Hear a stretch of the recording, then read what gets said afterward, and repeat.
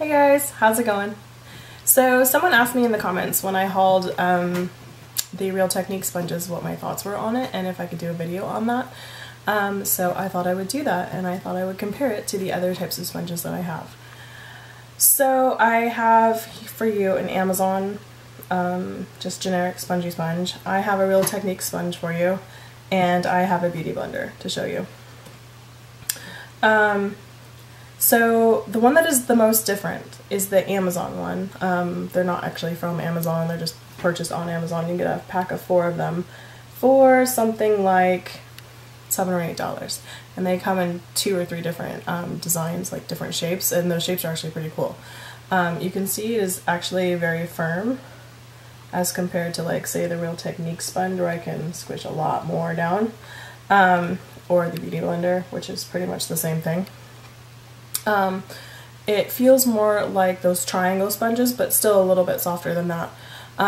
There are instances in which I like this sponge better, actually. If I'm working with a really thick foundation, or a really, really thin foundation, actually, I like this sponge better. It seems to, say, soak up a lot less product. I use it wet, just like I use the other two. Also, it sometimes gives a better finish. I find that sometimes with those lighter, fluffier sponges, like the BeautyBlender, it can actually pull too much product back off, and then you get this weird, like, grid pattern is the best way I can put it on your face, which I actually don't like. This actually gives you, like, full coverage. If you want a full coverage look, go buy the cheapest thing that you can buy on Amazon. There is a place in your beauty wardrobe for this sponge, I'm telling you.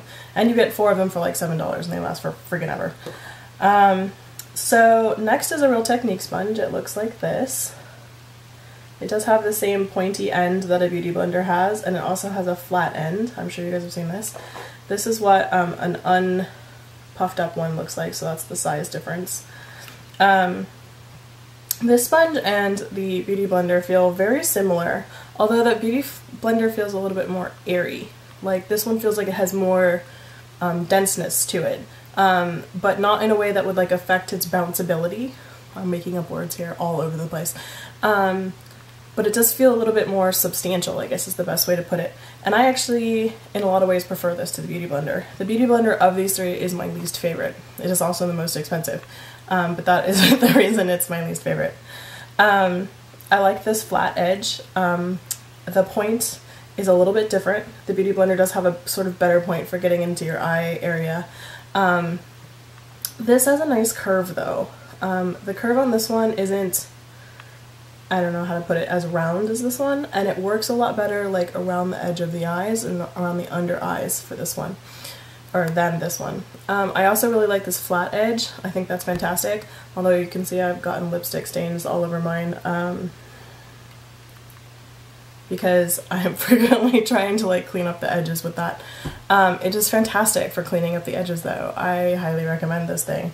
I think it's $6 or $7 at Ulta, and you can use coupons on it, and also, like, the 2-pack I got was like $10, so it can be even cheaper than that. I think I paid $4 each for these. By the time I use my 20% off coupon. You can also use the $3.50 off any $10 or more purchase on these, so you can get it even cheaper. Actually, that's probably what I should have done.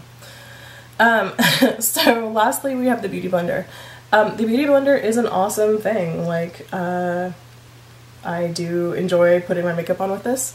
I, in a lot of ways, like sponges a lot better than I like brushes, because I feel like brushes leave marks a lot of times, even, I mean, and the buffing. And the buffing, and the buffing. There are some foundations which sort of require a brush, and they look better with a brush. So there is a place for that. There's also a place for putting it on with a brush and then just lightly tapping over it with the BeautyBlender to sort of airbrush everything out. But like 2 taps with the BeautyBlender and everything looks seamless, which I think is really amazing. The technology of these sponges is pretty fascinating.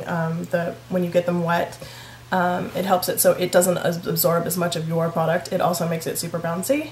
It also does absorb some level of product, and that level is exactly the amount you need to get back off your face so that you don't look kicky. So I think that these things are pretty awesome. So my order of preference on these is actually the Real Technique sponge, and then the cheapo Amazon sponge. I'm the weirdo that likes this. You guys may try this and you may hate it. This is totally just my opinion. but there is a place for this firmness. I mean, it's not like super firm, I can still totally bounce it. But I don't know if you can see on an extreme close-up. Like this one has more holes in it, and so it can leave a pattern on your face. More so, I think, the Beauty Blender than the Real Technique sponge leaves a pattern on my face at least. But this one absolutely does not. So there are days that I think that this is much better. Anyway, I also don't like to wash my stuff every single day, but these are really hard to like keep clean, although I have this one that I used today and it's not actually that bad. You can see what one use looks like. So you can probably use this 1 or 2 days before you actually need to wash it, although I kind of prefer to wash them every day. So I just got like 5. That way I don't have to wash them every single day. And I can just throw them in. I have a basket that I keep my dirty brushes in, and I just throw all the Beauty Blenders in there with that too. So my opinion is that if you can buy, say, 4 or 5 of these for 1 of these, you should buy 4 or 5 of these and not have to wash them as often. Anyway, that's my review and my little, you know, demo of what these things actually look like compared to one another. The Beauty Blender is a cool tool. If you have them, great. I actually didn't buy this. I got it in a glossy box and I was really stoked when I got it. The Beauty Blender cleaner that they have is superiorly awesome for cleaning these things, by the way. I have both the liquid and the solid. A lot of people prefer the solid to the liquid. I actually prefer the liquid a little bit because I squish it down and I pour some liquid in there and then I go and I let it like suck all the liquid up and then I like scrub it really hard. The one thing about this kind of sponge is you never quite get all of it out. The Beauty Blender actually is really hard to clean too, to get everything out. Like I have spots in here that I've had forever. The Real Techniques, like this one has been washed like 3 or 4 times and it is pristine. So that one actually gets a little bit cleaner than the rest of them for some reason. I mean, it gets more foundation out of it. But those are really the only differences, and it doesn't matter for applying. I mean, it's so deep in there that it's never going to hit your face again. But anyway, it's something to know. Anyway, I think that, you know, you guys should definitely try these things out. I don't think the Beauty Blender is worth the money, given that you can go out and get a Real Technique sponge and that they are pretty much just as awesome, and if not in a lot of cases way more awesome than the Beauty Blender, and it's just not worth the money. Anyway, I hope that you guys enjoyed this. I hope it was helpful to you if you are interested in acquiring one of these products. Please feel free to subscribe and leave me a comment below on which one of these you like the best, or if you like brushes, or if you like your fingers. I think the discussion part of this is the most fun part of YouTube, and I'm always interested in learning how other people do things because maybe it'll kick my game up. Anyway, I hope that you guys are having a great day. I will leave my Twitter and my Instagram below so you guys can get to know me a little bit better and possibly see a lot of pictures of my cats and Disney stuff. Anyway, have a great day. Bye.